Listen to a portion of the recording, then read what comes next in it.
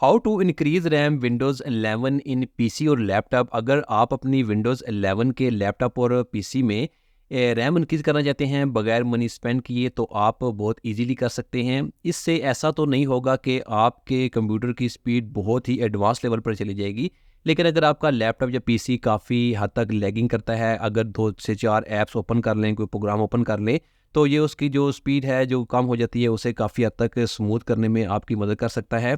ये आपकी hard drive में से थोड़ी-सी स्पेस लेकर एक वर्चुअल रैम क्रिएट करता है और आपके कंप्यूटर की परफॉर्मेंस को पहले से कुछ हद तक बेहतर बनाने में आपकी मदद करता है।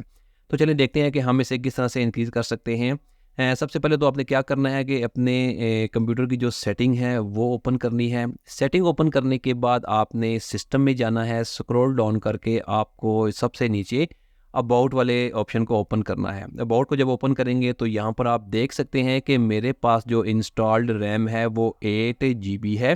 इंक्रीज़ करने के लिए आपको नीचे एडवांस्ड सिस्टम सेटिंग का एक बटन नज़र आएगा। आपने यहाँ से एडवांस्ड सिस्टम सेटिंग पर क्लिक करना है और यहाँ पर आप देख सकते हैं कि परफॉर्मेंस के नीचे यहाँ पर नीचे सेटिंग का एक बटन है, आपने इस सेटिंग बटन पर क्लिक करना है।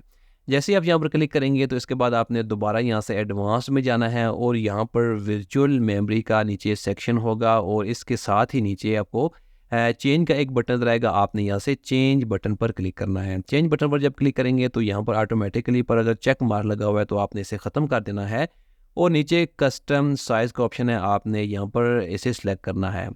जैसे ही आप सिलेक्ट करेंगे तो यहाँ पर इनिशियल साइज़ है और मैक्सिमम साइज़ है, यहाँ पर 2 ऑप्शन है। जैसे कि मेरे पास 8 जीबी रैम है, आपके पास 16 जीबी हो सकती है, 4 जीबी हो सकती है। आपने उसके मुताबिक यहाँ पर कैलकुलेशन कर लेनी है। जैसे कि यहाँ पर मेरे पास 8 जीबी है तो मैंने 8 जीबी के मुताबिक यहाँ पर एक फ़ार्मूला बनाया है। आपने इसी तरह से कैलकुलेट करना है अपनी रैम के साथ। जैसे कि मेरे पास 8 जीबी है, जैसे कि 1 जीबी में 1024 एमबी होते हैं, तो आपने 8 मल्टीप्लाई या जो भी रैम है आपकी उसका मल्टीप्लाई करना है 1024 के साथ और जो भी रिज़ल्ट आएगा आपने इसको मल्टीप्लाई करना है 1.5 के साथ। जैसे कि मैं इसे मल्टीप्लाई कर देता हूँ 1.5 के साथ और यहाँ पर जो भी रिज़ल्ट आएगा वो आपने जो फर्स्ट इनिशियल साइज़ है आपने यहाँ पर इसको टाइप कर देना है, जैसे कि 12288 है।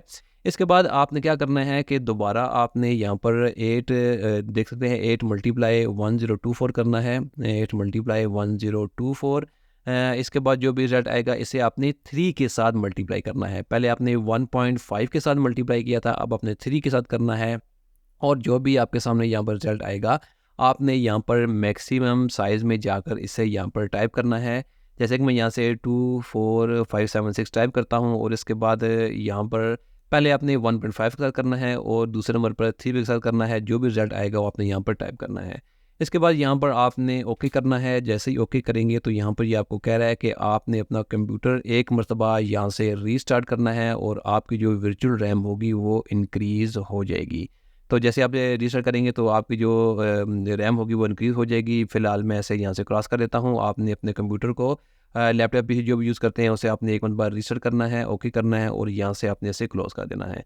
तो इस तरह से आपके लैपटॉप या पीसी में जिसमें विंडोज़ 11 यूज़ करते हैं उसकी जो वर्चुअल रैम होगी वो इंक्रीज़ हो जाएगी। थोड़ी बहुत लैगिंग का जो इशू है, स्पीड स्लो का जो मसले हैं, वो आपके काफ़ी हद तक सॉल्व हो जाएँगे। ये जो मेमोरी होती है ये हार्ड डिस्क से कुछ स्पेस लेकर मेमोरी क्रिएट की जाती है, जिसकी वजह से यहाँ पर जो है वर्चुअल रैम जो है वो क्रिएट हो जाती है।